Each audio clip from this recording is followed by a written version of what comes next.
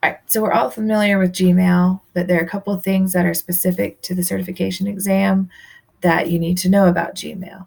So to find your email, go to the upper right-hand corner and you'll see the little Gmail word. Just click on that and that opens up your Gmail. The first thing I want to talk about is sending one, adding links to your Gmail. There are 2 ways that you can do that: adding docs or pictures to your email, and scheduling your email to be sent for another time. So we're going to go ahead and go to Compose and put in the person you want to send it to, put in a subject, and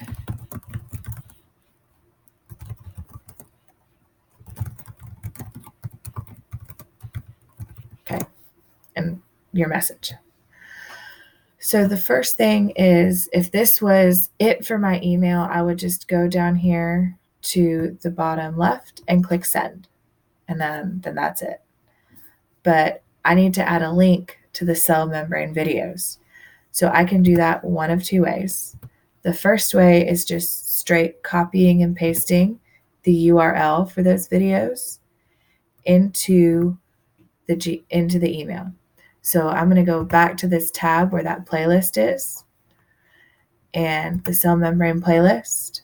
And I'm going to go to the top and I'm going to copy that, Control-C, that URL or that web address. And then I'm just going to hit Control-V and it's going to copy it straight into my email. And there's the link. Another way you can do it is called the in paragraph way. And what you do for that is you highlight the words that you want to link to that web address. In the very bottom of the email screen are tools that you can use. One of them looks like a sideways paperclip, and that's the insert link.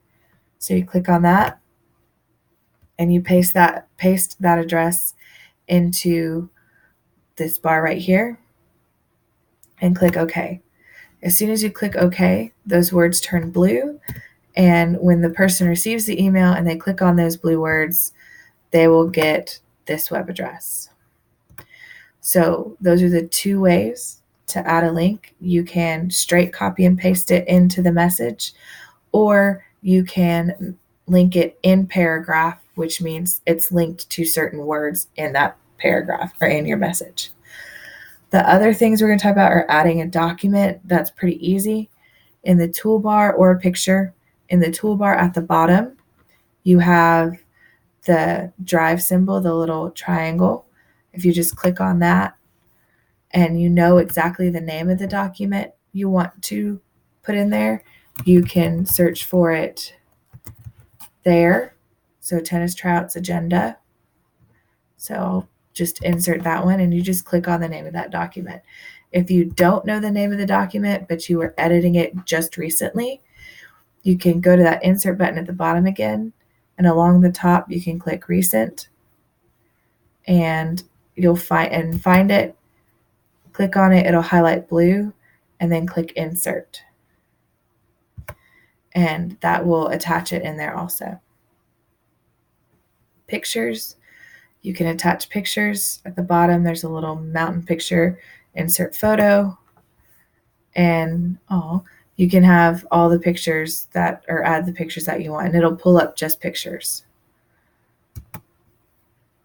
And then scheduling. So say that you remembered you had to send an email to somebody at 10 o'clock at night. But you don't want to send it to them because they're not going to check their email at 10 o'clock at night. You want to send it to them the next morning. So what you want to do is where you see the word send, there's that little arrow next to the send button and it says more send options. Just click on that. It'll say schedule send. And so it has some set up for you already. So last scheduled time, tomorrow morning, say tomorrow morning at 8 o'clock, you want this email to be sent. If you just click on tomorrow morning at 8 o'clock, it will say set schedule for tomorrow, 8 a.m. in the bottom left, and you know you're done. or you can view the message. Now, say for example, tomorrow at 8 o'clock was not the right time. So what I would do in this menu on the left where it says scheduled, I would click on that and I would click on the message and then click cancel send on the right hand side, and it pops it open like I was just creating that message. So you go back to that arrow, go back to schedule send. You can pick another time that they give you, or you can actually pick the time and date that you want it to be sent. So you can click on that option and the little calendar pops up and you have everything, and you can edit the time and things like that.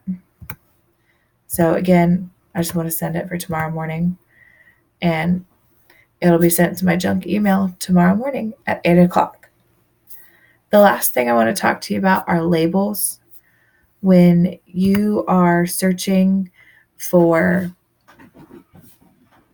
example, student information or parent contact, and you have a certain student that you have contacted the parents for over and over and over and over and over. So you go to your unread, and let's say, sorry, this is an email from a parent. And I want to make sure I can find that email from that parent because I've talked to that parent about this student over and over and over. So what you're going to do is up here where there's this move to button or labels.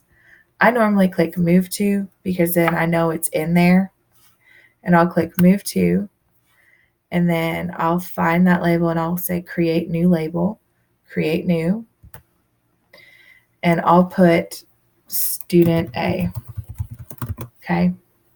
Now, one thing you can do is if you already have a parent contact label, you can put nest label under, and you can go parent contact. And then that way, you know where to find that student's specific folder. And then you just click on create. And then that'll help you organize your emails and kind of keep them straight. So we've talked about sending an email, adding a link in one of two ways, either straight copy and paste, or in paragraph where you highlight the words and insert the link. We've added documents. We've scheduled an email to be sent at a later time, and we've discussed organizing our emails. So hopefully this is all the information you need for your Google certification for this part of the test. And again, any questions, just let me know.